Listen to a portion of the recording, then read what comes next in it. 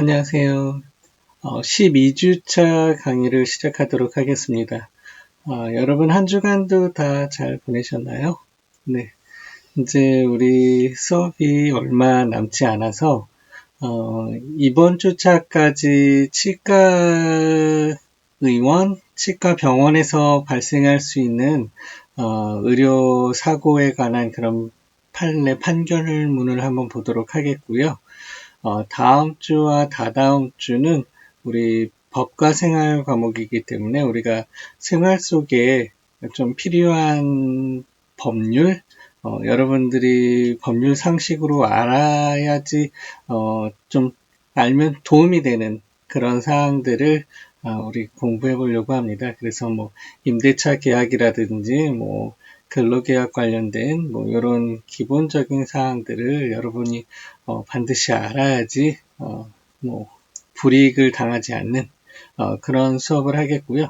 이번 주까지가 이제 마지막으로 치과 의료 관련된 실제 있었던 사례들을 한번 보도록 하겠습니다.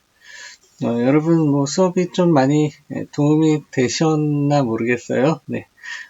치과 의료 관련된 이런 사례들, 판례들, 수업 자료들은 뭐 거의 뭐 우리나라 초창기에 발생했던 치과 의료 소송 관련된 사건 자료부터 소송 자료들이 뭐 수십 년치를 제가 다 가지고 있는 그런 상황이어서 여러분들한테 꼭 필요한 그러한 사항들을 최근 트렌드에 맞춰서 최근 경향에 맞춰서 수업을 진행하고 있고요. 아마 저밖에 이렇게 많은 자료를 가지고 있는 교수는 없을 것 같아요. 네. 그래서 이번 시간에는 실제 여러분들이 판결문 번호를 안다면 법원에서 얼마든지 자료를 신청해서 받을 수 있거든요. 네, 그래서 판결문 보면서 한번 말씀드리도록 하겠습니다. 네, 법원에 이제 판결문 신청을 하면은 늦으면 한 2주 정도 걸리고 한 일주일 정도에서 2주 정도 사이면 판결문을 이렇게 받아볼 수 있습니다. 지금 이 판결문은 서울 북부지방법원 판결문이고요.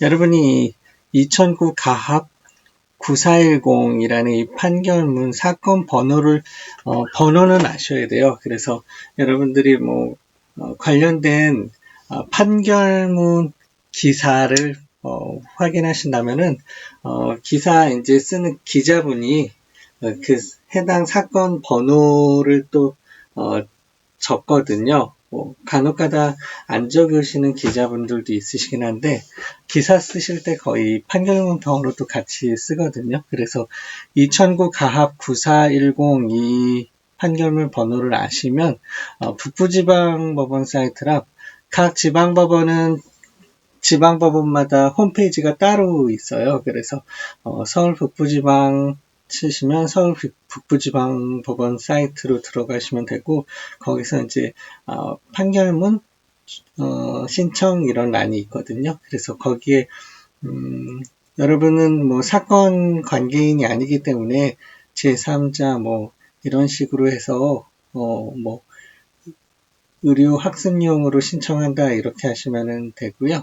이렇게 PDF로 받아보시는 게 판결문 하나당 1,000원 요금을 받고 있어요. 그래서 우편으로 받으면 복사비에 우편 요금 추가되기 때문에 뭐 그럴 필요 없잖아요. 또 시간도 더 소모가 되고 하니까 바로 이렇게 PDF로 받으면 판결문 뭐 페이지 숫자 많더라도 무조건 1,000원이에요. 그래서 제가 뭐 장사하는 건 아니고요. 네. 그래서 남부지방법원은 남부지방법원, 뭐 서부지방법원은 서울지방법원 이런 식으로 각 지방법원들은 다 각각의 홈페이지를 가지고 있어요. 그래서 홈페이지 들어가셔서 신청하시면 되고 2009 가합 9410 판결문 이렇게 해서 가나다 민사 판결문인 거 아시겠죠? 여기 또 친절하게 잘 써있네요. 서울 북부지방법원 제12민사부 판결 이렇게 되어 있어서 가합, 가단 아니면 가합 이렇게 되어 있다고 했죠. 가합이면 판사 3명, 부장판사, 좌배석, 우배석 이렇게 3명의 합의부 판결이어서 조금 중대한 사건이었다는 걸 알죠. 단독 판사하면 가단이에요. 그리고 이게 항소라고 하죠. 항소를 하면 1심 법원 판결에 불복한다라고 하면 항소를 하면 2심으로 가게 되는데 2심으로 가게 되면 2010 9410이 아니고 다른 번호로 또 나가겠죠. 그래서 나하면 고등법원인데 고등법원은 무조건 이 합의부예요. 그래서 부장판사 1명, 좌배석 판사 1명, 우배석 판사 1명 이렇게 3명의 판사가 이제 고등법원에서 이제 판결을 하죠. 그리고 이제 2심에서도 불복하면 이제 상소를 해서 대법원까지 가게 되는 거죠. 그래서 원고는 소송을 제기한 사람이에요. 그래서 거의 환자나 환자 유가족, 이쪽 환자가 원고가 되겠죠. 그리고 피고는 이제 잘못을 한 사람이니 상대방이 되기 때문에 거의 치과 원장님이나 치과 의사 이렇게가 이제 기소가 되겠죠. 치과 위생사도 의료인 쪽이어서 피고로 될 확률이 높죠. 네. 이 사건 보시면 변론 종결은 이제 여기는 피고가 의료법인이네요. 의료법인 변론 종결은 2010년 11월 25일 날 변론 종결했고 판결 선고는 2010년 12월 9일 날 선고했는데 주문이 이렇게 나와 있네요. 주문은 1번 원고들의 청구를 모두 기각한다. 원고들이라고 한 거 보니까 원고가 3명이네요. 1, 2, 3, A, B, C 3명이 소송을 제기를 했고요. 원고들의 청구를 모두 기각한다. 인정하지 않는다라는 거죠. 2번 소송 비용은 원고들이 부담합니다. 그래서 이때 원고들이 기각돼서 졌기 때문에 진 쪽이 소송 비용 부담 거의 하거든요. 그래서 소송 비용은 원고들이 부담한다라고 하는데 이제 피고 변호사 비용도 원고들이 내는 상황인데 김앤장 같은 데는 변호사 수임료만 해도 억대일 거예요. 네, 의료재단이 억대 소송 비용을 지불하면서까지 김앤장을 쓰지는 않을 텐데요. 네, 1억 변호사 비용이라고 1억 하는 게 아니라 거의 기본적인 변호사 선임했을 때에 그런 비용을 부담하는 거라 그렇게 큰 비용은 아닐 거고 한 500만 원대 정도일 거예요. 네. 우리 거의 업계에서는 업계라고 하면 변호사 업계에서는 여러분 의료사고가 나서 이제 상담하게 가면은 상담 30분에 10만 원에서 20만 원 정도 그 상담비를 받고요. 그래서 30분 단위에 10만 원에서 20만 원 사이예요. 그리고 변호사분이 이제 사실관계를 파악해보고 이거는 소송으로 가야겠다라고 판단이 되면 소송하셔야겠습니다라고 하면은 어떻게 소송하시겠어요? 라고 해서 네, 한번 소송하겠습니다. 라고 하면은 선수금을 먼저 받아요. 그래서 민사는 300, 형사는 500. 요거를 바로 입금하면 이제 변호사 선임이 된 거예요. 그래서 이 비용은 항소, 이심법원 갈 때도 또 내요. 네. 그리고 민사소송 같은 경우에 이제 손해배상을 받으려고 하는 그 금액이 있을 거 아니에요. 2천만 원이면 2천만 원, 예를 들어서. 그러면, 선수금은 아까 300이었고, 민사 2천만 원 소송이다라고 하면, 2천만 원에 대한 20%가 변호사 수임료예요. 그래서, 이건 지든 이기든 내야 되는 거예요. 그래서, 2천만 원 20%면 얼마죠? 400만 원. 판결 끝나면 또 내야 되는 거예요. 예전에는 성공보수금을 또 받아서 3중 구조로 받죠. 선수금, 판결 수임료, 그리고 성공하면 성공보수금. 근데 성공보수금은 이제 법원 판결이 이제 받으면 안 된다라고 돼 있어서 성공보수금까지는 줄 필요 없고 선수금하고 소송 수임료 이거는 내야 되는 구조죠. 네. 그래서 선임하면은 상담료 10만원, 20만원 이거는 안 내도 되는 거죠. 민사 하겠습니다라고 하면은 소송하겠습니다 하면은 300만원 내야 되는 거니까요. 네. 그래서 좀 비싸죠.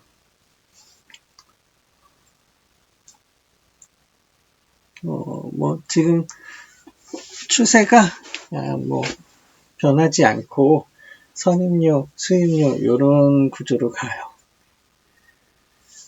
형사는 선임료 받고 소송 중한 여부에 따라서 다시 이거는 사건마다 다 틀리기 때문에 얼마다 이렇게 얘기할 수가 없어요. 네. 수임료 부분에 대해서는요.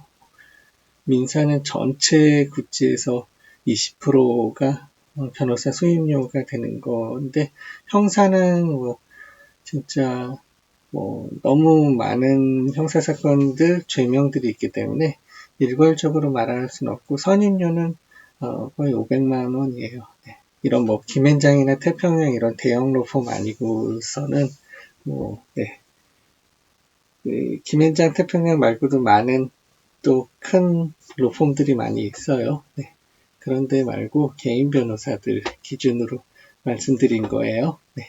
그래서 이 사건을 한번 보시면 네. 의료 법인에 대해서 피고한 거고 원고들 모두 기각한다. 소송 비용은 원고가 부담한다. 이렇게 나와요. 그래서 이게 주문이 결정문이에요. 네. 그리고 청구 취지를 보면 원고가 주장한 거예요. 피고는 원고 A에게 9천만 원, 원고 B씨에게 각각 1,500만 및 각 이에 대하여 2009년 7월 9일부터 이 사건 소장 부분 송달까지 연 5%에 그 다음 달부터 다 갚는 날까지 연 20%의 각 비율에 의한 금원을 지급하라라고 법원에 청구를 한 거예요. 근데 주문은 원고들의 청구를 모두 기각한다. 인정하지 않는다라는 거예요. 원고 패소한 거죠. 이유를 보면은 이렇게 판결 내린 이유예요. 판결 이유를 한번 보죠. 기초 사실은 다음의 각 사실은 당사자들 사이에 다툼이 없거나 이 증거들 기재와 같이 법원의 세브란스 병원장에 대한 2010년 2월 3일자 진료기록 감정 촉탁 결과 및 사실 조회 결과 2010년 7월 1일자 각 진료기록 감정 촉탁 결과와 이 법원의 삼성 서울병원장에 대한 신체 감정 촉탁 결과의 변론 전체의 취지를 종합하여 이를 인정할 수 있다. 그래서 소송이 어디 지방법원 관할이냐에 따라서 이런 식으로 진료기록 감정 촉탁과 뭐 신체 감정 촉탁 이거를 법원에서 그 지역에 있는 좀 큰 병원, 대학병원급 뭐 이런 종합병원급에 이제 사실 조회를 해요. 이런 거에 대해서는 어떤 상태냐, 뭐 이렇게 몇 개 이제 큰 종합병원, 대학병원들이 이제 있는데 거기서 이제 뭐 한 세 군데 이런 데에서 돌아가면서 하고 감정 촉탁, 뭐 사실 조회 이런 거를 해요. 그래서 거기서 뭐 이거에 대해서는 이렇습니다라고 결과를 보내주죠. 이제 그걸 가지고 법원의 판사가 이제 해당 사건에 대해서 그걸 기준으로 많이 쓰기 때문에 진료기록 감정 촉탁 이게 좀 환자한테 유리한 병원이냐, 뭐 병원에 유리한 병원이냐 이런 거가 조금 있기는 해요. 네. 기초사실로서 사실관계 한번 보면요. 원고 A는 2009년 7월 9일 피고가 운영하는 강남 차병원에서 주걱턱 교정 수술을 받은 사람이고 원고 B씨는 원고 A의 부모다. 원고 A가 주걱턱 교정 수술 받는 사람이고 원고 B씨가 부모님들이네요. 네. 원고 A는 2009년 7월 8일 피고 병원을 방문해서 주걱턱 교정 수술에 대한 상담을 받고 위 수술을 받기로 결정하여 같은 날 피고 병원에 입원하였다. 그래서 피고 병원 의료진은 2009년 7월 9일 08시 15분경부터 같은 날 12시 45분경까지 원고의 턱을 교정하는 수술, 르포원, 절골술, 양측 하악지시상 분리 절골술, 턱끝 전진술, 이 사건 이런 수술을 시행했대요. 그래서 수술을 마치고 비기관 삽관을 빼낸 후인 같은 날 12시 55분경 A는 호흡곤란, 동성 빈맥 증상을 보였고 피고 병원 의료진은 같은 날 1시 15분경 원고 A의 구강을 통하여 다시 삽관하는 등의 조치를 취한 다음 원고 A를 중환자실로 옮겼죠. 그래서 피고 병원 의료진은 2009년 7월 10일 21시경 원고 A가 구강에 삽입된 관이 빠져 호흡곤란을 호소하자 기존의 구강 내 삽관을 제거하고 세 차례 걸쳐 구강 내 삽관을 다시 시도하였으나 후두부가 심하게 부어있어 실패하였고 구강 내 삽관을 하지 않은 채 경과를 지켜보기로 한 거죠. 원고 A는 수술 2일 후인 2009년 7월 11일경부터 연하곤란을 호소하였고 피고 병원 치과 의료진은 소화기내과 협진 후 2009년 7월 15일경 원고 A에게 비위관을 삽입하였다가 원고 A가 불편함을 호소하자 같은 날 비위관을 제거하였다. 이후 영양제, 수액을 투여하며 원고 A가 음식물을 섭취할 수 있도록 격려하였으나 이에 장애를 겪자 2009년 7월 23일 오전 9시 30분경 다시 원고 A에게 비위관을 삽입하여 2009년 10월 9일까지 비위관을 통해서 음식물을 섭취하게 하면서 꽤 오래 했네요. 7월 23일부터 8월, 9월 2달 좀 넘었네요. 음식물을 섭취하게 하면서 이따금 입으로 음식을 섭취하도록 시도하게끔 하였으나 실패한 거네요. 이 주걱턱 시술도 쉽지 않나요? 이거 엄청 어려운 수술이어서 잘못하면 죽죠. 네. 그래서 원고 A는 수술 후 약 3개월이 경과한 2009년 10월 9일경 비위관을 제거하고 같은 날 저녁부터 입으로 죽을 먹을 수 있게 되었고 이후 연하 능력이 점점 좋아져서 2009년 11월 11일 피고 병원에서 퇴원하였으며 현재 입으로 음식물을 섭취하는 데 별다른 불편함을 느끼고 있지 않다. 하악 전돌증이라는 것은 하악의 골격 이상으로 비대하여 앞으로 돌출되어 있는 것을 말하며 이러한 얼굴 형태를 측면에서 보면 주걱턱 모양이어서 주걱턱이라고 불리기도 한다. 교정 방법은 루포 1 절골술 주로 상악이 뒤로 들어가 있는 경우 치죽을 상방에서 상악을 잘라 앞으로 전진시키기 위해 사용한다고 해요. 그래서 이런 식으로 양측 하악지 시상분리 절골술은 일반 접근법으로 하악지를 시상평면으로 분리해서 전방, 후방 또는 측방으로 재배치한 후 고정하는 그런 방법이에요. 이렇게 앞으로 빼거나 법원에서 이제 감정 촉탁해서 받은 그거를 요약문으로 사용한 거고요. 이거에 대한 합병증은 신경손상일 올 수 있죠. 가장 흔한 합병증이고 시상분리 절골술을 시행하는 경우 하치조 신경의 손상이나 압박이 많아서 하수근 감각이 떨어질 수 있고 하악지 내측 박내 시 설신경 손상으로 혀 감각 이상이 발생할 수 있고 그 외에도 흔하지 않지만 심한 부종 또는 직접적인 손상으로 미주신경, 설하신경이 마비 증상이 있을 수 있다. 가장 흔한 합병증은 신경 손상이네요. 그리고 수술부의 심한 부종으로 인한 호흡곤란 및 연하곤란이 있을 수 있는 거네요. 이 환자 같은 경우에 심한 부종으로 인해서 호흡곤란 상태가 온 그런 상황이고요.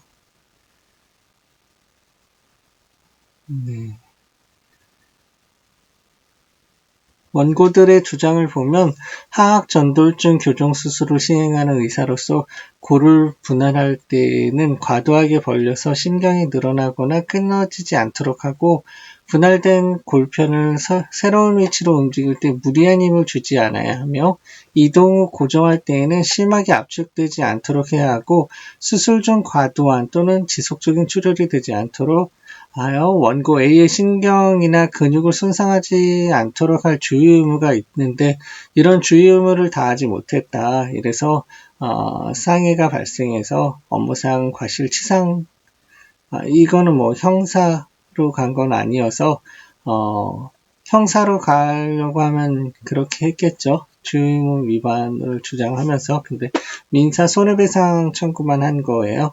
원고 A에게 9천만원, 부모한테는 1,500만원씩. 그래서 수술이 끝난 후 원고 A의 이노드 부위에 부종이 발생한 상태에서 기관 내 삽관을 여러 차례 시도하여 이노드에 손상을 가하였고 이로 인하여 원고 A로 하여금 연하곤란을 겪게 하였다. 따라서 피고 병원 의료진은 위와 같은 과실로 인하여 원고들에게 발생한 손해를 배상할 의무가 있다. 그리고 피고 병원 의료진은 이 사건 수술을 시행하기 전 원고 A에게 이 사건 수술이 가져올 수 있는 신경손상, 감각이상, 연하곤란, 호흡곤란 등의 합병증이나 부작용 등에 대해서 설명하지 않았다. 이로 인해서 원고 A는 설명을 들었다면 시술을 결정하지 않았을 이 사건 수술을 받아 연하곤란을 겪게 되었으므로 피고 병원 의료진은 위 설명 의무 위반으로 인하여 원고들에게 발생한 손해를 배상할 의무가 없다. 될 수 있으면 이런 증상들은 다 이야기해줘야지 설명 의무 위반으로 고소당하지 않겠죠. 네. 법원의 판결을 보시면 기각됐죠. 결론은 시술상 주의 의무 위반에 대한 법원의 판단을 보면 이 증거 가지고 이 법원의 세브란스 병원장에 대한 진료기록 감정 촉탁 결과 사실조회 결과의 변론 전체의 취지를 종합하면 원고 A는 이 사건 수술 전에는 연하곤란 등의 특이 증상이 없었으나 이 사건 수술을 받은 후 호흡곤란, 연하곤란을 호소하기 시작하였다. 비위관을 제외한 2009년 10월 9일경까지 연하곤란이 계속된 사실, 피고병원 이비인후과의 의료진은 2009년 8월 6일 뇌손상으로 인한 미주신경마비 및 기타 뇌신경마비가 의심된다는 의견을 회신한 사실, 피고병원 의료진이 2009년 7월 10일 원고 A에게 세 차례, 원고 환자죠. 세 차례 걸쳐 구강 내 삽관을 시도하였으나 원고 A의 후두가 심하게 부어 있어 실패한 사실, 후두나 구강 점막의 부종과 신경마비 등이 연하곤란의 원인 중의 하나인 사실은 인정된다.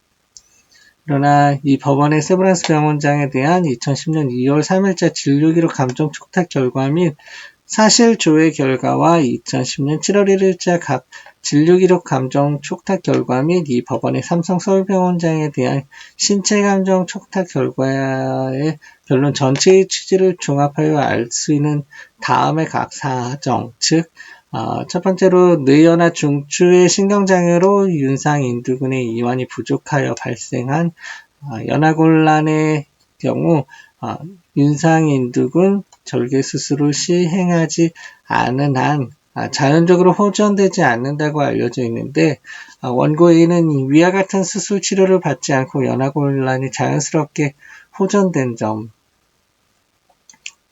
이상이 없었어요. 네. 그래서 결과적으로 저작 활동에도 불편함이 없었고, 인후두의 부종으로 인한 연하곤란이 이 사건의 경우와 같이 수술 후 약 3개월간이 지속되기는 어려운 점, 이 사건 수술은 상악, 하악, 턱끝을 동시에 수술하는 상당히 광범위한 침습성 시술이므로 부종이 발생할 위험성이 높은 점, 네 번째로 원고 A는 호흡곤란, 연하곤란을 호소하였을 뿐 하치조 신경의 손상으로 인한 아랫입술 감각의 저하, 설신경 손상으로 인한 혀감각 이상 등의 증상을 보이지 않았던 점, 다섯 번째로 이물질이나 종양으로 인한 해부학적 폐쇄, 뇌 연화 중추의 신경장애로 인한 윤상인두 근육 이완의 부족 외에 목에 무엇인가 있다는 주관적인 감각도 연하곤란의 원인 중 하나로 발생 원인의 약 22%를 차지하는 것으로 알려져 있는 점. 현재 원고 A는 맵거나 뜨거운 음식을 섭취할 때 혀에서 통증을 느끼고 주 2, 3회 정도의 기침을 하는 것 외에 연하곤란으로 인한 불편함을 호소하고 있지 않은 점 등을 이런 사정들을 종합해 보면 앞서 인정한 사실만으로는 피고병원 의료진이 이 사건 수술을 시행하며 어떠한 잘못을 저질러 원고 A로 하여금 연하곤란을 겪게 하였다고 인정하기 부족할 뿐만 아니라 가사 피고병원 의료진에게 이 사건 수술을 시행함에 있어서 어떠한 과실이 있었다고 하더라도 앞서 인정한 사실만으로는 원고 A가 호소한 연하곤란이 피고병원 의료진이 시술상 과실로 인한 것임을 인정하기에는 부족하고 이를 인정할 증거가 없다. 따라서 원고들의 이 부분 주장은 이유 없다. 네. 그래서 법원이 이런 판결을 내렸네요. 주의 의무 위반에 대해서는 위반 사항이 없다라는 판단이에요. 설명 의무 부분에 대해서는 살피건대 피고병원 의료진이 원고 A에게 이 사건 수술로 인한 합병증이나 부작용에 대해서 설명하지 않았음을 인정할 만한 증거가 없고 오히려 증거 기재에 의하면 본인은 본인에게 행하여질 수술 및 마취의 필요성, 내용, 방법, 성공률, 예상되는 합병증과 후유증에 대하여 자세한 설명을 의사로부터 들었다고 부동문자로 기재되어 있고 위에 메모 형식으로 마취는 정맥 마취 후 호흡 마취한다. 수술은 상악, 하악, 턱끝 세 군데를 시행한다. 악성 고열증 등으로 인해 사망에 이를 수도 있다. 받고 기재된 수술 동의서의 원고 A가 자필로 서명한 사실을 알 수 있는 바, 이러한 사정에 비추어 보면 피고병원 의료진은 원고 A에게 이 사건 수술로 인한 합병증 내지 부작용에 대하여도 설명하였다고 봄이 상당하므로 원고들의 이 부분 주장 역시 더 나아가 살필 필요 없이 이유 없다. 결론은 그래서 그렇다면 원고들의 청구는 이유 없으므로 이를 모두 기각하여 주문과 같이 판결한다. 아까 주문 보셨죠? 원고 청구 기각한다라는 그런 내용이었어요.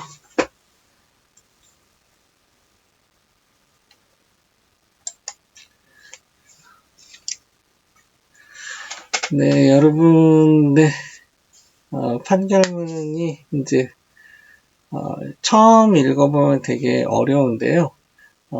여러분들한테 좀 더 많은 판결문을 보여주고 싶은데, 시간 관계도 그렇고, 우리가 무한정으로 매주 수업을 할 수는 없는 상황이기 때문에, 한정되는 게 조금 아쉽긴 하네요.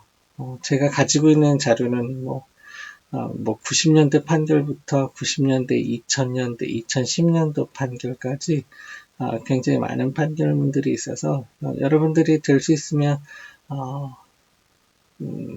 다 그 판결문들을 보고 확인하신다면은 이런 의료사고도 있었네, 이런 케이스도 발생했네 라고 좀 더 잘 아실 수 있을 것 같은데 시간이 한정되어 있어서 아쉽네요. 네, 그래서 1교시 수업은 이것으로 마치도록 하겠습니다. 네, 감사합니다.